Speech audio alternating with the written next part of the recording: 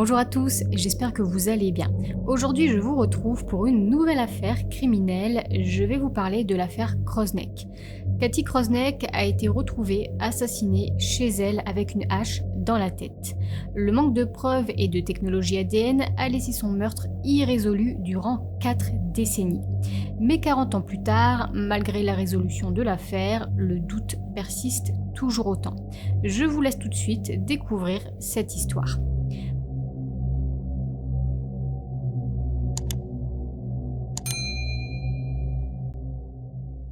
Comme presque chacune de mes affaires, je vais d'abord commencer par faire le portrait et le contexte familial. James Krosneck, de son surnom Jim, et Kathleen Schlosser, de son surnom Cathy, ont grandi dans la petite ville de Mount Clemens, dans le Michigan. La famille de Jim possède un magasin de tapis plutôt prospère, tandis que le père de Cathy, lui, est chauffeur routier.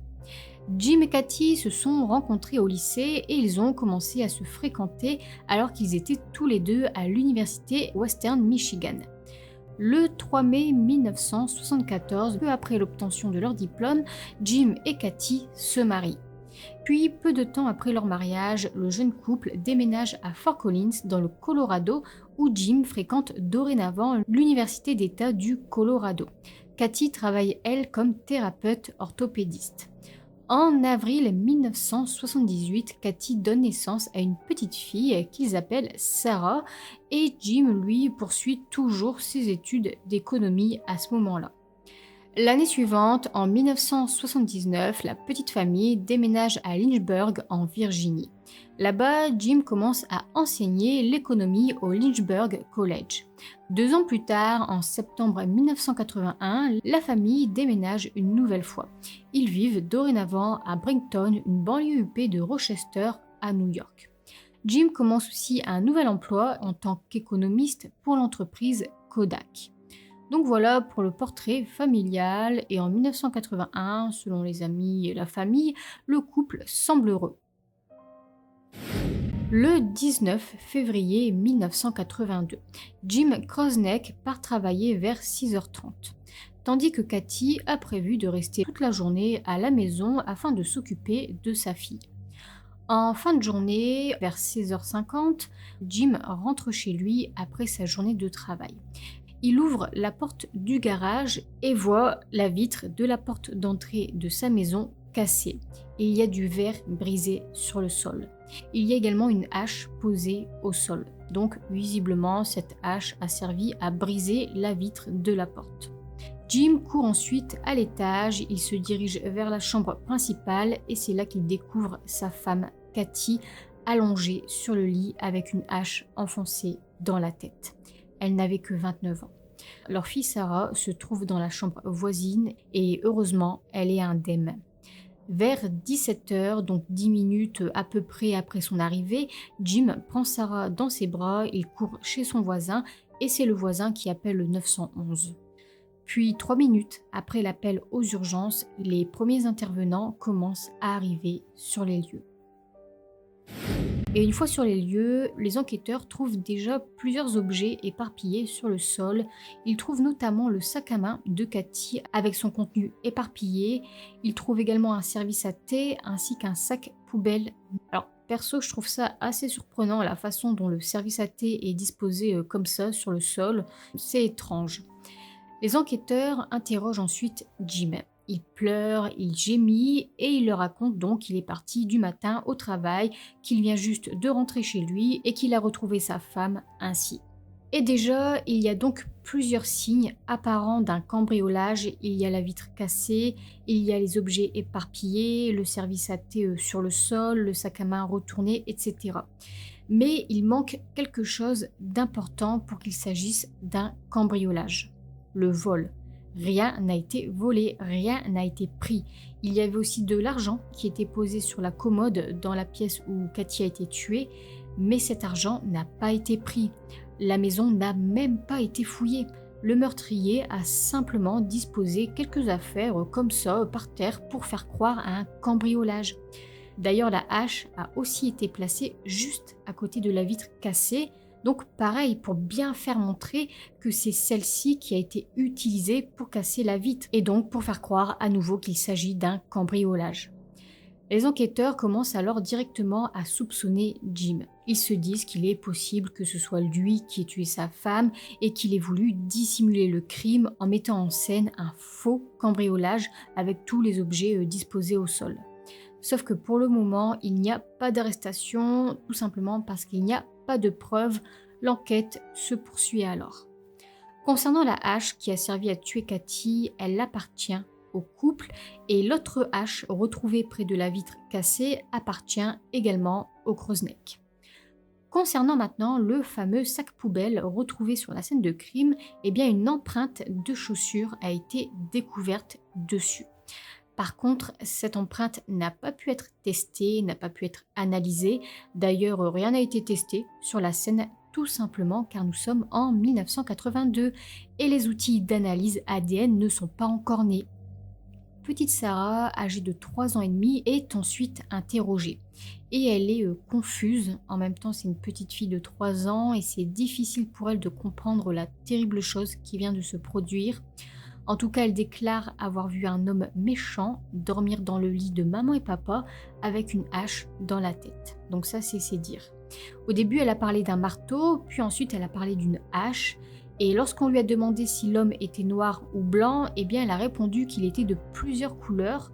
Et le détective en charge de l'enquête, qui s'appelle Bill Flood, pense que Sarah n'a pas du tout vu un homme, mais plutôt sa mère décédée, couverte de sang. Le lendemain du drame, Jim Krosnek parle de nouveau aux enquêteurs et accepte un autre entretien avec eux dans l'après-midi. Alors au début, il se montre donc plutôt coopératif, sauf que le moment venu, au moment où il doit se rendre à l'entretien, eh bien il n'y est pas, tout simplement parce que lui et sa fille sont partis. Moins de 24 heures après avoir retrouvé sa femme assassinée, il est parti, il a quitté la ville et il n'a prévenu personne, ni les enquêteurs, ni ses parents, personne. Les enquêteurs les ont par contre suivis dans le Michigan et Jim là-bas continue alors de répondre à leurs questions et fournit même des échantillons de cheveux et de sang.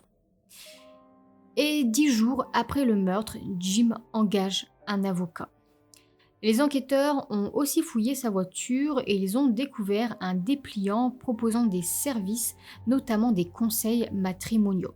Les enquêteurs ont alors interrogé les proches du couple pour savoir s'ils avaient des problèmes dans leur couple et il ne semble pas avoir de soucis, de difficultés dans leur couple. Bon, en tout cas, s'ils en avaient, personne ne le savait.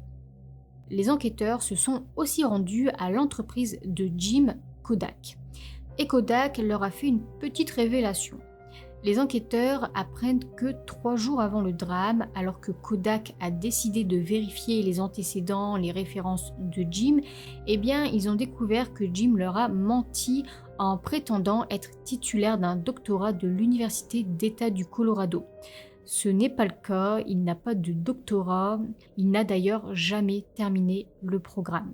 Bon, ça n'a rien à voir avec le meurtre de Cathy, mais c'est pour cerner un peu la personnalité de Jim. Pendant ce temps, le médecin légiste autopsie le corps de Cathy Krosnek. Cathy n'a reçu qu'un seul coup de hache, celui à la tête, et elle est décédée sur le coup, selon le médecin. Par contre, il a conclu qu'elle n'a pas été agressée sexuellement, elle n'a pas été violée. L'heure du décès a également pu être déterminée. Bon, en tout cas, nous avons une tranche horaire. Elle serait morte dans son sommeil entre 4h30 et 7h30 du matin. L'étau se resserre alors à ce moment-là contre Jim, car rappelez-vous, il a dit à la police être parti au travail à 6h30. Sauf que les enquêteurs ne l'arrêtent pas pour autant, car ils ne peuvent pas prouver non plus que Jim était bien chez lui au moment du meurtre. Ça se trouve, le meurtre s'est produit à 7h et non à 4h30 du matin. Donc la fourchette que le médecin légiste a donnée est plutôt large. Il faut établir de façon encore plus précise l'heure du meurtre pour pouvoir l'inculper. Surtout qu'il n'y a aucune autre preuve contre lui pour le moment, et le motif du meurtre n'a pas non plus encore été déterminé. L'affaire est donc restée ainsi durant des semaines, durant des mois, puis des années, sans que personne ne soit arrêté pour le meurtre brutal de Cathy Krosnek. Et à la suite du meurtre et au fil des années, Jim s'est remarié 3 fois. Il a rencontré sa troisième épouse, Sharon James, en 1997 lors d'un salon commercial. Et Jim et Sharon se connaissaient déjà, en fait ils étaient de vieux amis, et donc en 1997, ils se retrouvent, ils sortent ensuite ensemble, puis ils se marient 2 ans plus tard, en 1999. Faisons maintenant un grand bond dans le temps. Nous sommes en 2014 et un rebondissement a lieu. En 2014, un homme du nom d'Edouard Larrabee avoue le meurtre de Cathy Crosneck. Edouard Larrabee est en fait un criminel, il a été incarcéré pour meurtre, pour vol et pour abus sexuels. Et avant de mourir de la maladie de Charcot, il a fait des aveux. Il avoue dans une lettre avoir tué Cathy Crosneck. Sauf que les enquêteurs ont étudié sa lettre et pour eux, il est certain que ce n'est pas lui le meurtrier. Tout simplement parce que ses aveux ne correspondent pas aux preuves retrouvées, ne correspondent pas à la scène de crime. Il y a certaines incohérences. Par exemple, il déclare dans sa lettre que Cathy était brune alors qu'elle était blonde. Il déclare aussi qu'elle était corpulente alors qu'elle ne l'était pas. Il a aussi déclaré qu'il l'avait agressée sexuellement, or il n'y a aucune preuve d'abus sexuel. Donc, pour les enquêteurs, il s'agit d'une fausse déclaration. Ils ne prennent pas en compte son témoignage. L'enquête reste alors toujours ouverte. Nous voilà maintenant l'année suivante, en 2015, le dossier est réétudié, l'enquête reprend. Des témoins potentiels, des suspects potentiels et autres personnes sont interrogés. Par la suite, le dossier est carrément transmis au FBI. Puis, en 2016, les enquêteurs se rendent chez Jim Crosneck et l'interrogent. Le détective demande directement à Jim s'il a quelque chose à voir avec la mort de sa femme. Jim lui répond que non, qu'il n'a pas tué sa femme, mais le détective lui répond qu'il pense qu'il l'a fait. En 2016, les enquêteurs pensent donc toujours que Jim a tué sa femme. Ils souhaitent alors toujours trouver une preuve irréfutable contre lui. Bon, déjà, nous ne sommes plus en 1982. Les outils d'analyse ADN existent depuis maintenant longtemps et ont même d'ailleurs bien évolué. Ils ont alors envoyé des preuves, des objets de la scène de crime à un laboratoire. Ils ont ensuite reçu les résultats de ces analyses et ceux-ci n'ont rien révélé.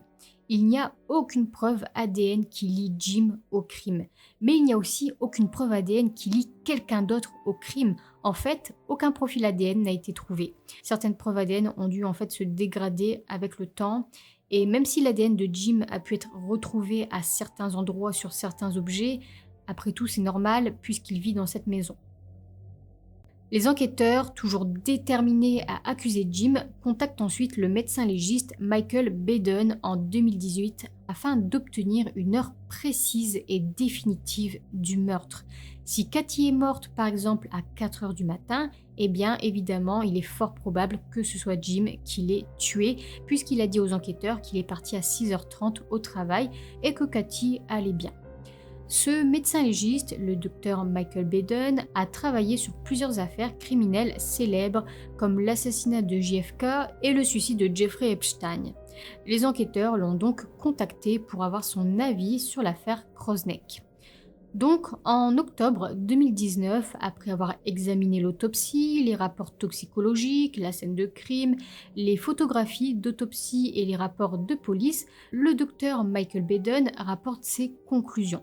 Selon lui, Cathy est décédée vers 3h30 du matin.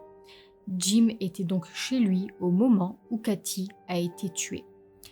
Suite à cette conclusion, le mois suivant, le 1er novembre 2019, Jim Crosneck est inculpé. Il est alors âgé de 67 ans. Parlons maintenant de son procès. Son procès a eu lieu en septembre 2022. Pour l'accusation, il n'y a aucun doute sur le fait que Jim ait tué sa femme. Il pense que le mariage de Jim et Cathy s'est effondré et qu'un jour, il a craqué et l'a tué. Et toute la déclaration de l'accusation s'est basée uniquement sur la seule preuve de l'heure du décès qu'a déterminé le docteur Baden. La défense, elle, a fait appel à un autre médecin légiste, le docteur Catherine Maloney. Elle a déclaré qu'elle n'était pas en capacité de déterminer l'heure réelle du décès et que le mieux qu'un médecin légiste peut faire dans cette affaire est de déterminer une plage de plusieurs heures. Pour le docteur Maloney, il est également possible que Cathy soit décédée beaucoup plus tard dans la journée, entre 5 heures et 13 heures. Et c'est vrai que pour chaque médecin légiste impliqué dans cette affaire, il est difficile, selon eux, de déterminer l'heure exacte du meurtre. Étrangement, seul le médecin légiste de l'accusation en a été capable. Donc, tout se base sur cette histoire de l'heure de la mort. Si elle a été assassinée en pleine nuit, alors il s'agit de son mari. L'avocat de Jim, Bill Easton, a déclaré que son client est innocent et a déclaré qu'il n'y a aucune preuve que Jim Krosneck ait tué sa femme. Il n'y a pas de preuve ADN, il n'y a pas non plus de motif de meurtre. Il aimait sa femme et ils avaient une très belle relation. Ils ont alors évoqué la possibilité qu'Edouard Larrabee soit réellement le coupable. Rappelez-vous, il avait avoué le meurtre, mais son témoignage n'a pas été pris en considération, n'a pas été pris en compte au vu de certaines incohérences. Sauf que Edouard Larrabee avait agressé sexuellement plusieurs femmes et il venait tout juste de sortir de prison au moment du meurtre de Cathy. Il avait fait plusieurs séjours en prison et à chaque fois qu'il sortait de prison, il violait à nouveau une femme. Aussi, il vivait dans le même quartier que Cathy, juste au bout de la rue, à 4 minutes à pied seulement. Donc il y avait là un prédateur sexuel tout près de chez les Krosneck. Donc il est vrai que ces éléments sont plutôt accablants, mais c'est vrai qu'il y a aussi plusieurs incohérences. Tout d'abord, c'est un prédateur sexuel et Cathy, elle, n'a pas été violée. Aussi, si nous comparons le meurtre de Cathy à un meurtre qu'il a commis, eh bien on peut déterminer que ce n'est pas le même mode opératoire. Il a tué une femme du nom de Stephanie Kopczynski, il s'est introduit dans son appartement, il l'a étranglée, puis ensuite il a dispersé les restes de son corps dans un ruisseau. Donc elle n'a pas du tout été tuée de la même manière que Cathy Krosneck. Autre élément qui prouve que son témoignage n'est pas fiable, c'est le fait que s'il a commencé à avouer des meurtres, c'est parce qu'il était en train de mourir et qu'il avait fait une liste de souhaits. En fait, il avait écrit des choses qu'il voulait avant de mourir. Il voulait notamment des pizzas, il voulait des sandwichs et il voulait également être enterré hors de la prison. Donc, en échange de ses aveux, il pouvait obtenir certaines de ces choses. Alors il a commencé par avouer le meurtre de Stéphanie et il s'est rendu compte qu'effectivement il pouvait obtenir toutes ces choses en échange de ses aveux. Donc là, tout d'un coup, il a commencé à continuer à avouer d'autres meurtres, notamment celui de Cathy Krosneck. Donc voilà pourquoi il s'agirait d'une fausse déclaration. A-t-il menti en échange de certains petits plaisirs, on va dire? Aussi, si vous vous demandez, à l'époque, il a, oui, bel et bien été interrogé par les enquêteurs, juste peu de temps après le meurtre de Cathy. En même temps, il venait de sortir de prison et c'était un criminel. Sauf qu'à ce moment-là, il n'a rien dit, il n'a rien avoué, il a été interrogé alors une seule fois, et puis c'est tout. Puis c'est des années plus tard, sur son lit de mort, qu'il a finalement avoué être apparemment le meurtrier. Sauf qu'il est difficile de l'accuser, comme vous l'avez compris, il y a plusieurs choses d'incohérents. Il y a aussi le fait que son ADN n'a pas été retrouvé sur les lieux, il y a le fait qu'il n'a pas violé Cathy, etc. Ensuite, lors du procès, une photo a été présentée. Une photo sur laquelle on voit une paire de chaussures bateau.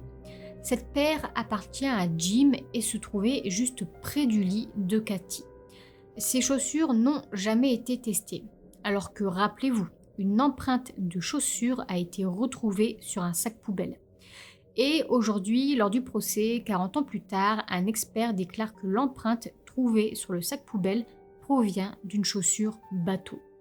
Malheureusement, les chaussures de Jim n'ont pas été testées à l'époque, elles n'existent plus aujourd'hui, donc il n'y a aucune certitude qu'elles correspondent à l'empreinte retrouvée. Lors du procès, sa fille Sarah est aussi présente, elle est alors âgée de 44 ans et elle soutient son père, elle le croit innocent. Fin septembre 2022, le verdict tombe.